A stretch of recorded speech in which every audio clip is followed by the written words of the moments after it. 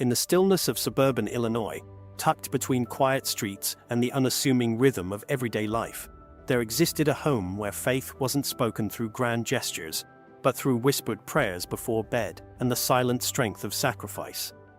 It was far removed from the ancient stones of Rome or the towering arches of cathedrals, yet within that modest space, a destiny was quietly forming. There were no flashes of attention, no headlines or engraved plaques to mark the path, but there was love, discipline, and unwavering belief. And it was there, in that house of ordinary beauty, that a boy began his journey toward a calling that would one day reach the ends of the earth. Behind every vocation, there is a hidden voice, steady, quiet, and deeply persistent. It is the voice of a mother whose prayers never cease, whose faith never wavers, and whose sacrifices are rarely seen by the world, but known deeply by heaven. Such was the presence of Mildred Agnes Prevost, a woman whose name is not widely known, but whose impact reverberates through one of the most important spiritual figures of our time.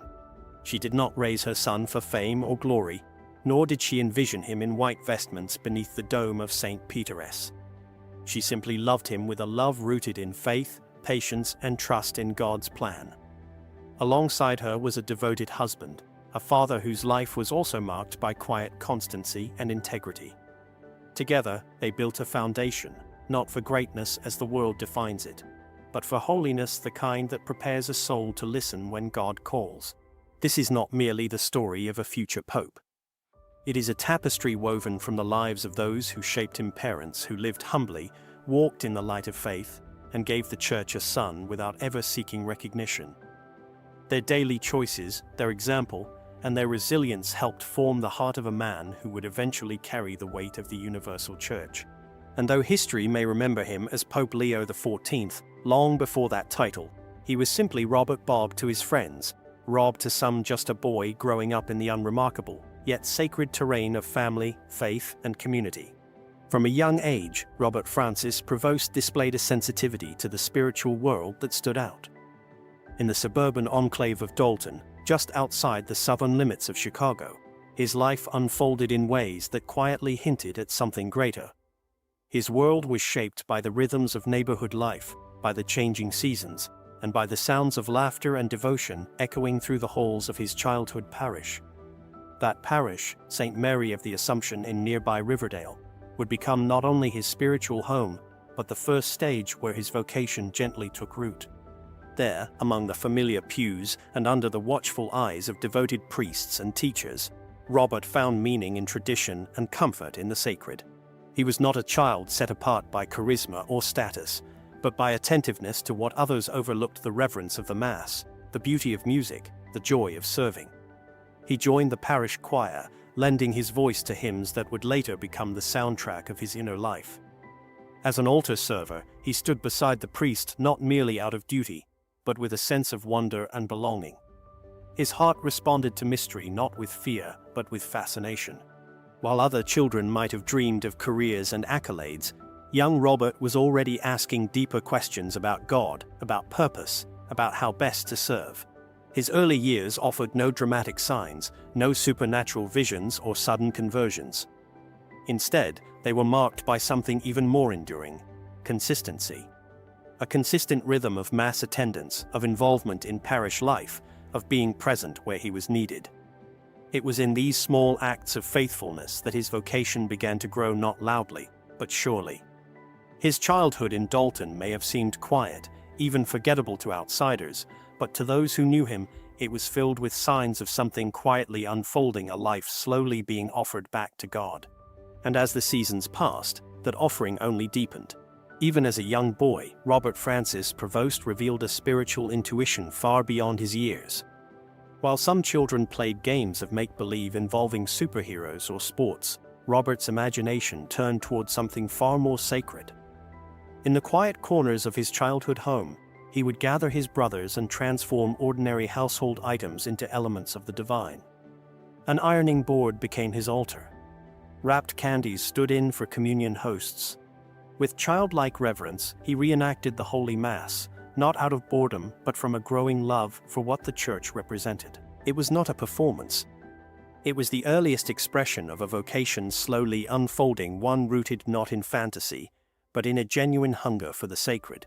In 1969, the seeds of that early devotion began to take clearer form when Robert entered St. Augustine Seminary High School, a minor seminary nestled near the scenic town of Saugatuck, Michigan. It was a place where youthful curiosity met spiritual formation, where future vocations were tested, refined, and nurtured. There, Robert did not simply blend in. He stood out not for loudness or ambition, but for excellence grounded in humility. He wasn't just a good student, he excelled across the board. Academic achievement came naturally, but he also earned recognition for his leadership, character, and service. He received a letter of commendation for his scholastic performance, appeared frequently on the honor roll, and left a lasting mark as the editor-in-chief of the yearbook, a role requiring both creativity and responsibility. But his talents did not stop at the page. Robert served as secretary of the Student Council, a position that reflected both the trust of his peers and his ability to lead with quiet confidence. He was inducted into the National Honor Society, an acknowledgement of his commitment to excellence not only in the classroom but in conduct and service. He also participated in speech and debate competitions, sharpening his ability to articulate ideas clearly and persuasively, skills that would serve him well in future years as a preacher, teacher, and ultimately a shepherd to millions. After completing his high school education, Robert chose to pursue a bachelor's degree in mathematics at Villanova University, a choice that reflected his logical mind and disciplined intellect. Numbers, equations, and formulas became a part of his daily life, yet his heart remained rooted in faith. He graduated in 1977 with a Bachelor of Science, having woven together the analytical and the spiritual in a balance that would later define his ministry. But Robert's academic journey did not stop there. Sensing the deepening call to serve God more fully, he enrolled in the Catholic Theological Union in Chicago, where he earned a Master of Divinity in 1982. It was during these formative years that he not only studied theology, but lived it, teaching physics and mathematics at St. Rita of Cascia High School. For Robert, education was not just about facts and figures. It was about forming minds, guiding souls, and building character in the young men entrusted to his care. He taught them not just how to solve problems on paper, but how to face life with integrity and purpose. Driven by a thirst for deeper understanding and ecclesial service, Robert journeyed to Rome to continue his formation. At the Pontifical University of St. Thomas Aquinas, one of the most respected institutions in the Catholic world, he pursued advanced studies in canon law, a field that combines theology, legal reasoning, and pastoral care. He achieved both a licentiate and a doctorate, demonstrating both academic discipline and a heart for church governance. His doctoral thesis focused on the role of the local prior within the Order of St. Augustine, reflecting his deep love for the religious community that had shaped him and his desire to contribute meaningfully to its ongoing mission. While Robert's own story was unfolding, it is important to pause and acknowledge the roots from which he came. His father, Louis Marius Prevost, brought with him a legacy of cultural richness and personal strength. According to Vatican sources, Louis carried both French and Italian heritage, a blend of traditions that undoubtedly added to the texture of the Prevost family's identity. He was born in the heart of Chicago, a city known for its grit, diversity, and resilience. Louis was a man of dedication, both to his country and to education. After earning a degree from Woodrow Wilson Junior College in 1940, he pursued further studies at DePaul University, where he obtained a Master of Arts in 1949. It was at DePaul that he crossed paths with his future wife, Mildred, who was enrolled in the same education program. According to archival notes from the Chicago Tribune, they graduated together, two educators ready to take on the world, grounded in knowledge and committed to shaping the next generation. But Louis's story held even more layers. He served his country during the Second World War as a proud member of the U.S. Navy. His service, noted by NBC and local records, was marked by honor and humility, character traits he would later pass down to his children. After the war, he returned to civilian life and poured his energy into public education, eventually becoming a school superintendent in the city of Chicago. His work was not glamorous, but it was essential, helping shape the educational landscape of one of America's largest cities while providing for his family with steadfast devotion. This was the world that shaped Robert Francis Prevost, not a world of privilege or wealth, but one of purpose, rooted in faith, education, and service. It was from these humble beginnings that the future Pope Leo XIV would one day rise, carrying with him the quiet strength of his parents, the values instilled in childhood, and the wisdom earned through a lifetime of study and service. Throughout his life, Louis Marius Prevost was not only a man of intellect and service, but also of unwavering commitment to his community. His professional career extended far beyond the classroom. He assumed leadership roles that placed him at the heart of education and faith in the Chicago area. Among his many contributions, he served as the principal of the historic Mount Carmel High School, an institution known for shaping generations of young men in character, scholarship, and faith. Later, he took on the role of superintendent for Glenwood School District 167, where he oversaw the development of educational programs that impacted countless students and families. His influence wasn't just administrative, it was deeply personal. Students, teachers, and parents alike remembered him as a figure of firm guidance and compassion, someone who led not for accolades, but because he believed in the power of formation and learning. But Louis's devotion wasn't confined to academic spaces. He was also a pillar of his parish community at St. Mary of the Assumption, the same church that had nurtured the faith of his son. According to historical accounts and archives from the Chicago Tribune, Louis took on the role of president of the Altar and Rosary Society, an unusual but deeply meaningful role for a man, showing just how personally he was involved in promoting parish life and spiritual practice. He didn't just attend Mass, he helped shape the very experience of worship and service in his community. One particularly striking act of service was his involvement in a parish initiative that distributed over 1,000 free polio vaccines, a campaign that brought together faith, public health, and charity in a moment of real societal need. This was not merely civic duty, it was a reflection of the Catholic principle of loving one's neighbor through action. Louis lived his life with humility and resolve until his passing in 1997. His obituary noted his membership in the local Lions Club, an international organization focused on service, charity, and community development, yet another sign of how thoroughly his life was woven into the fabric of care and responsibility. Though he lived without fanfare, the impact he left behind was lasting. He modeled to his sons and to all who knew him that greatness is not found in titles, but in how one serves others when no one is watching. If Louis was the steady hand of reason and public service in the Prevost household, then Mildred Martinez Prevost was the heart, the source of gentle strength, culture, and unwavering faith. Born in Chicago in the year 1912, Mildred's life was shaped by a rich cultural heritage. According to research compiled by Vatican News and a birth record later uncovered by the New York Times, her lineage traced back to both Spanish and Creole roots. Her parents, Joseph Martinez and Louise Bakey, had originally made their home in New Orleans, a city vibrant with cultural and spiritual life. When they moved to Chicago, they brought with them a heritage that was both proud and deeply spiritual. Mildred grew up in a home filled with love and tradition, surrounded by 5 sisters. In a time when opportunities for women were more limited, her family prioritized education and faith. 2 of her sisters would later embrace religious life and become nuns, a testament to the atmosphere of devotion that saturated the Martinez household. Faith was not just a Sunday affair, it was a daily rhythm. It informed how they spoke, how they served, and how they dreamed. Educated and accomplished, Mildred pursued a master's degree in education and devoted her professional life to the service of knowledge. She became a librarian at Mendel Catholic High School in Chicago, where her quiet presence helped generations of students find their way not just through books, but through example. Her love of learning, paired with a deep spiritual life, made her a cherished presence both in the academic community and at home. Outside of work, Mildred remained a vibrant part of parish life.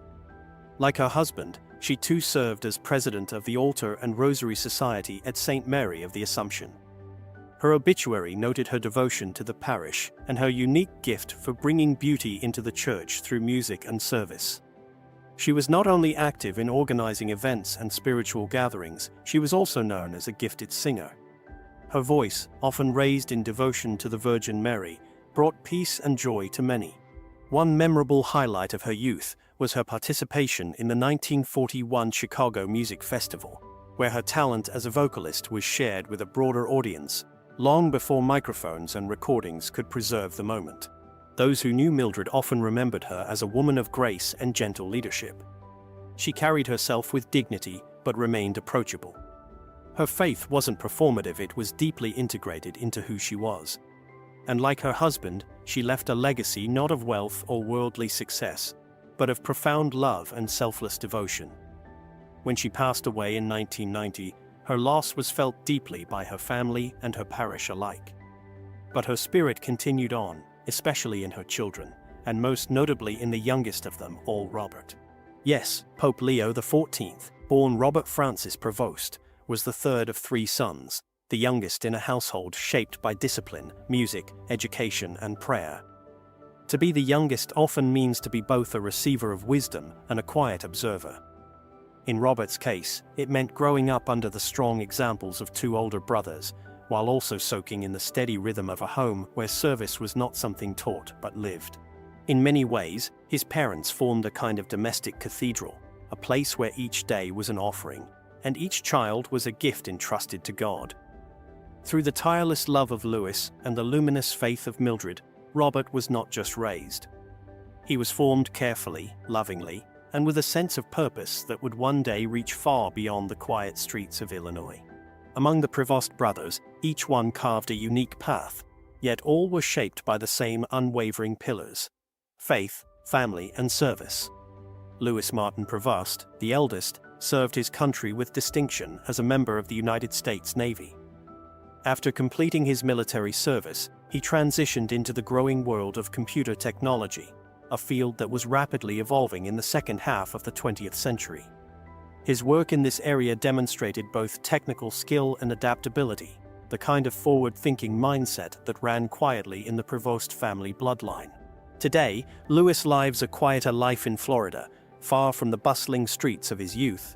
Yet his values remain anchored in the lessons passed down from his parents. John Joseph Prevost, the middle brother, followed a path that echoed the educational legacy of their mother and father. A longtime Catholic school educator and eventually a principal, John dedicated more than 20 years to the classroom, to hallways filled with students searching for guidance, and to the mission of forming minds and hearts in accordance with truth and compassion. Though he never sought recognition, those who passed through his care often remembered his fairness, his warmth, and the stability he brought to their academic journey. John remained close to his roots, still residing in the greater Chicago area, a quiet presence in the same community that helped raise him. Together with their youngest brother, Robert Francis Prevost, now Pope Leo XIV, the three sons of Louis and Mildred carried forward a legacy that was not merely biological, but spiritual. Theirs was a home where faith was not forced, but lived. Rosaries were not decorations, they were daily tools of prayer.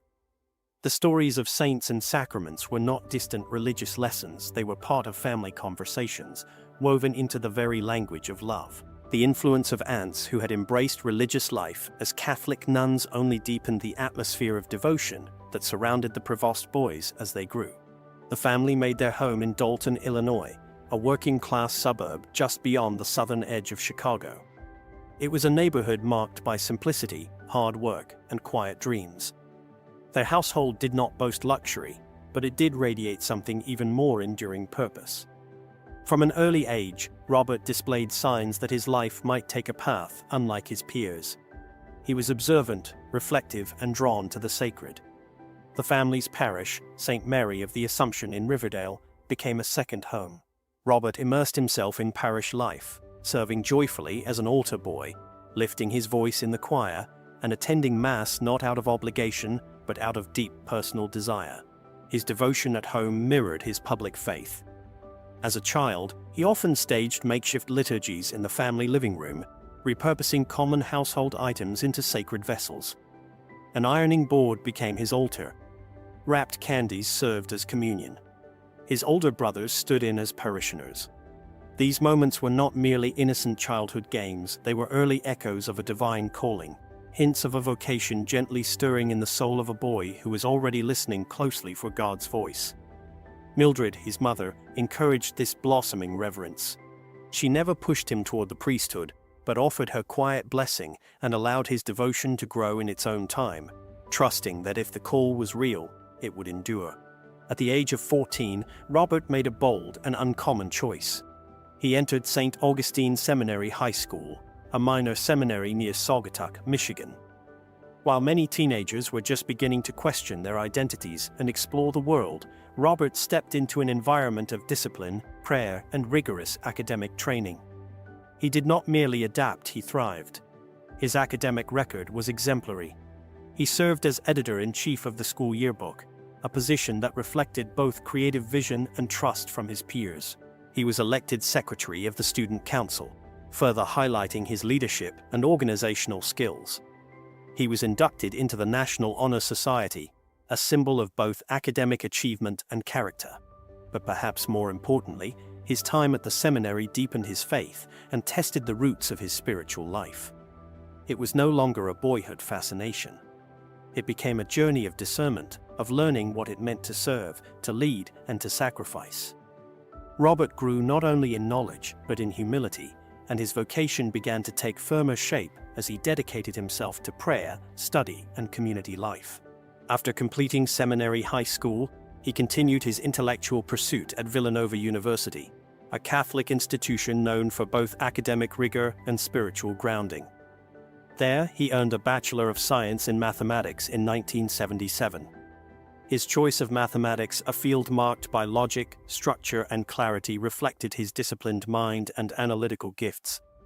Yet even as he excelled in this secular discipline, his soul remained drawn to the deeper mysteries of God. In 1982, Robert completed a Master of Divinity at the Catholic Theological Union in Chicago. During this formative time, he also taught mathematics and physics at a local Catholic high school, blending the intellectual and the pastoral in a seamless harmony. It was during these years that he encountered the Order of St. Augustine, whose community life and spiritual traditions spoke deeply to his heart. His engagement with the Augustinians would become a turning point, an invitation into a life of vowed religious service, communal prayer, and global mission. As Robert's path toward religious life became more defined, he began advanced theological studies that would later support his service as a bishop and, eventually, as pope. Yet even as his journey became more public, his heart remained rooted in his family and in the memory of the two people who had guided him so faithfully in his early years. It is a poignant truth that neither of Robert's parents lived to see the full flowering of his vocation. His beloved mother, Mildred Agnes Prevost, passed away in 1990 before he was even ordained a bishop. 7 years later, in 1997, his father, Louis Marius Prevost, also passed into eternal life. Both had witnessed his devotion, his studies, and his entry into religious life. But neither lived to witness the day their son would be chosen as shepherd of an entire diocese or one day, the Universal Church. In 2014, long after their passing, Robert Prevost was appointed Bishop of Chicleo, Peru, a role that would further prepare him for his future leadership. Though they could not be physically present to celebrate this milestone, their presence was undeniably there, woven into his very being. Every word he spoke, every pastoral act he performed, carried within it the love, strength, and formation he had received from them. And now, as Pope Leo XIV, he continues to honor them not only through his role as a global spiritual leader, but in every quiet decision rooted in faith, humility, and service. Their story lives on in him, and through him, it touches the world. Though Louis and Mildred Prevost did not live to witness their son rise to the heights of episcopal and papal authority, they were blessed to accompany him through many of the sacred milestones that marked his journey toward a life consecrated to God. They were present during some of the most formative chapters of his vocation. In 1982, they stood among the faithful gathered in reverent silence as their youngest son was ordained a priest. It was a moment that crowned years of discernment, preparation, and prayer, a culmination of a path he had begun walking as a boy, reenacting liturgies in their family dining room. From 1985 onward, their son would answer the call to serve as a missionary in Peru, far from the familiar rhythms of Illinois. There, amid the dust-covered roads and vibrant faith of local communities, he poured himself into the lives of the people, learning their language, living among them, and becoming a bridge between cultures and hearts. It was not an easy life, but it was one of profound purpose. In the years that followed, his leadership within the order of St. Augustine deepened. His natural humility, coupled with intellectual strength and spiritual maturity, led him to roles of increasing responsibility. First, he was entrusted with the position of Prior Provincial, overseeing the order's life and mission in a major region. Eventually, he was called to serve as Prior General, the highest office in the entire Augustinian order. It was a role that placed him at the helm of a global spiritual family, rooted in the legacy of St. Augustine, yet facing the challenges of the modern world. Through it all, one voice remained constant in his heart, the voice of his mother, whose prayers had quietly carried him through the valleys and the sense of his vocation. And if Mildred Prevost could have shared her heart publicly, her reflection might have sounded something like this. I still remember the sound of little feet racing through the hallways of our home in Dalton, Illinois. The echoes of laughter, the muffled giggles, and the soft tapping of his small shoes on the kitchen floor. My youngest, Robert, had a sparkle in his eyes, not the kind that seeks attention, but the kind that sees something invisible, something sacred. I would watch as he lined up his toy soldiers, not for battle, but in neat rows like altar servers preparing for Mass. Our dining table became his sanctuary. A towel thrown over his shoulders became a makeshift chasuble. He would lift a cookie with such seriousness, as if it were a consecrated host, and he'd whisper words too quiet for me to hear, words, I believe, only heaven truly understood. There was something about Robert, even then. A silence inside him that spoke volumes. A deep well of tenderness, of curiosity, of a yearning to give more than he took. I never told him to become a priest. That's not how God works. A true vocation doesn't come from pushing, it comes from prayer. And so I prayed. Every night. Every morning. I prayed not just for Robert, but for all of my sons, that they would grow to be men of courage, of honor, of faith. I placed them in the hands of the Blessed Mother, trusting she would guide them where I could not.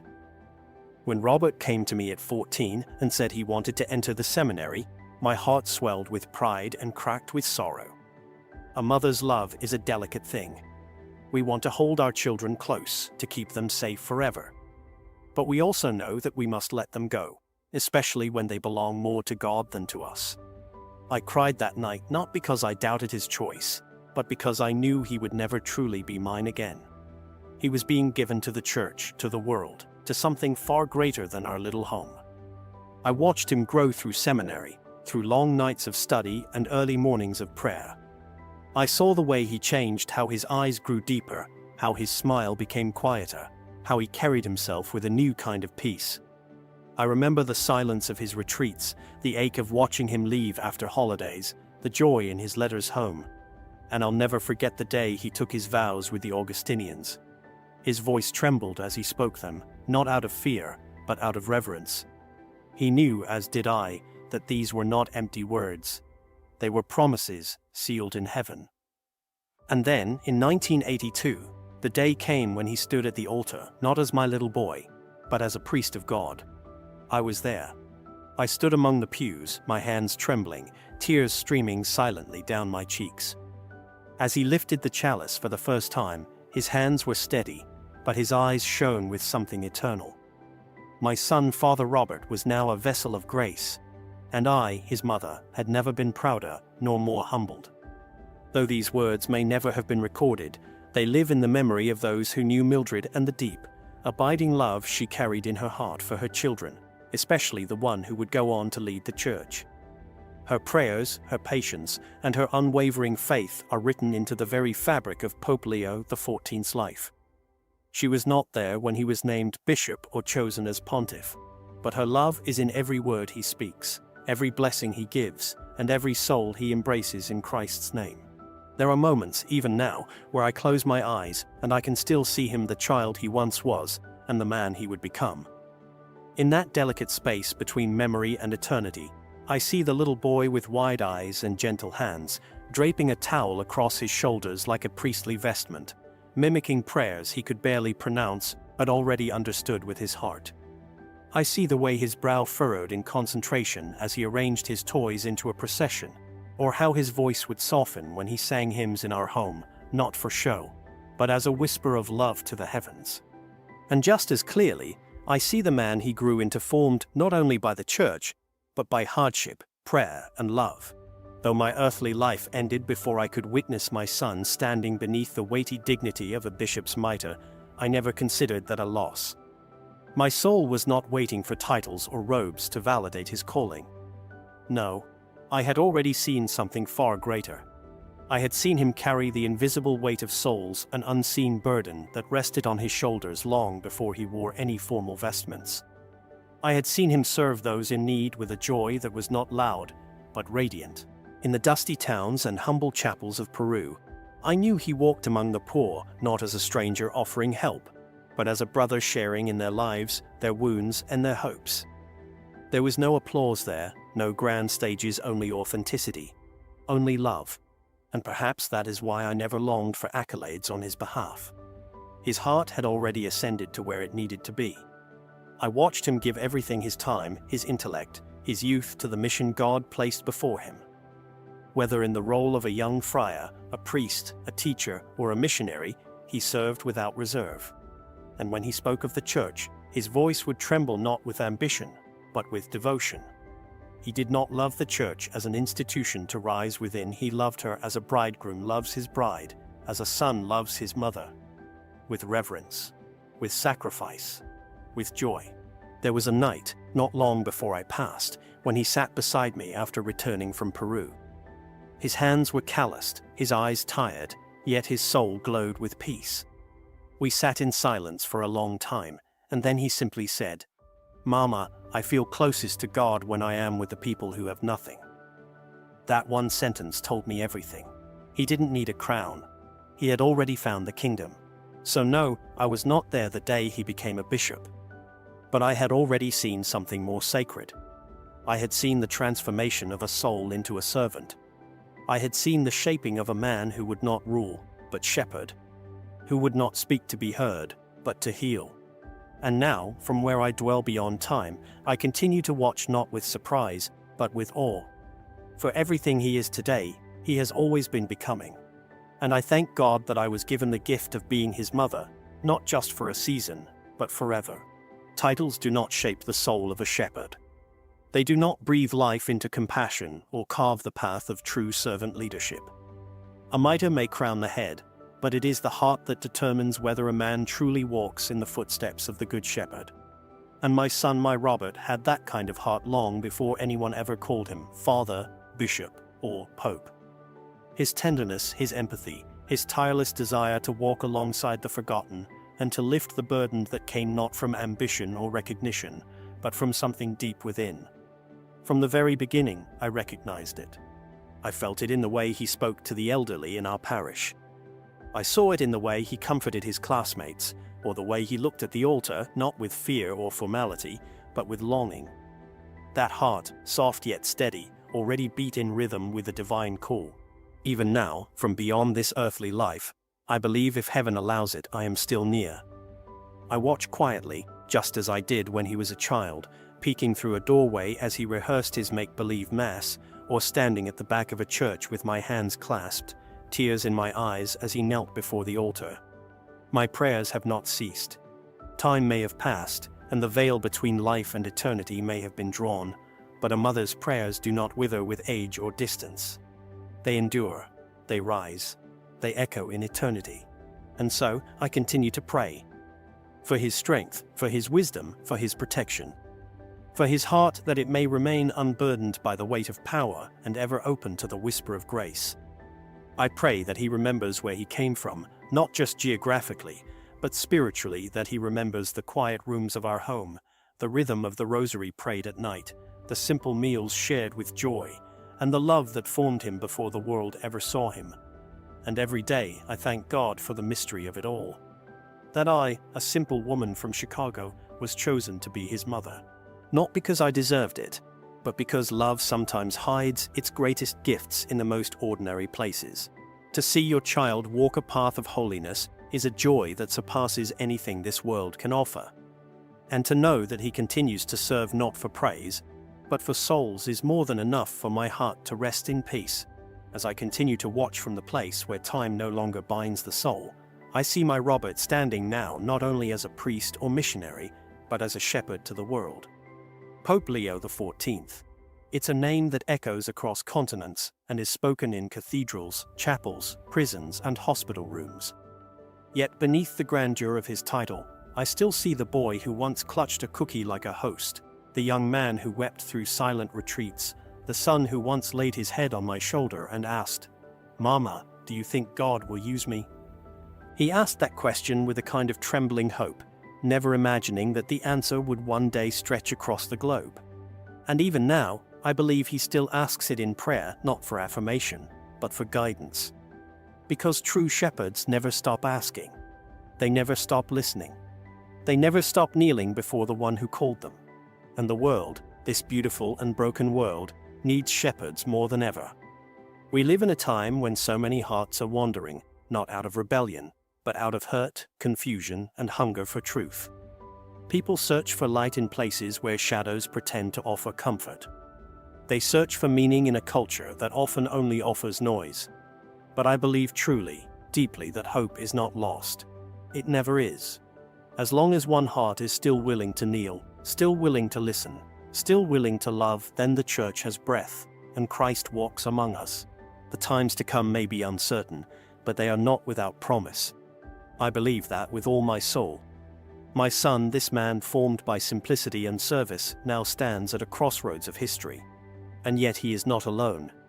He carries with him the prayers of the poor he once served in Peru, the songs of schoolchildren he once taught, the wisdom of saints who walked the path before him, and yes, the love of a mother who has never stopped praying for him. In his hands, now weathered and holy, he holds not just a staff, but a bridge. A bridge between the church's ancient wisdom and the aching questions of today. A bridge between Rome and Riverdale, between tradition and tenderness. And with every step he takes, I see the grace of God moving through him, not perfectly, not without struggle, but with sincerity. And that, perhaps, is what the world needs most now. Not perfection, but sincerity, humility, a voice that does not command, but invites. So to anyone listening, to every soul who has stumbled upon this story, know this. The future is not something to fear. It is something to walk into with faith, with your eyes open and your heart willing. The same God who formed a shepherd in the quiet neighborhoods of Illinois is still forming saints in silence today. In your home, in your heart, in the least expected places. Lift your eyes. Stand firm in hope. Pray as my family once prayed, without drama, without spectacle, but with love.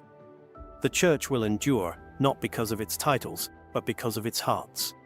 And somewhere, right now, another child may be turning a table into an altar, whispering words only heaven hears. And one day, that child may lift the chalice too. And I will be watching, still praying, still grateful. And so, the story returns to where it began, not in the marble halls of the Vatican, but in the quiet corners of a modest home in Dalton, Illinois. A place where faith was lived before it was ever preached, where a shepherd was formed long before he was called. The world may now know him as Pope Leo XIV, but heaven knew his name long before the world did. What remains is not just his story, but the reminder that every calling begins in silence. Every mission begins with a yes. And every soul, no matter how small or unknown, carries within it the spark of something eternal. As the church moves forward into uncertain times, may we all take heart in this. God is still at work in ordinary places. He still speaks in whispers. He still raises up leaders from unlikely homes. And through them, he still brings hope to a weary world. Pray for Pope Leo XIV. Pray for the church.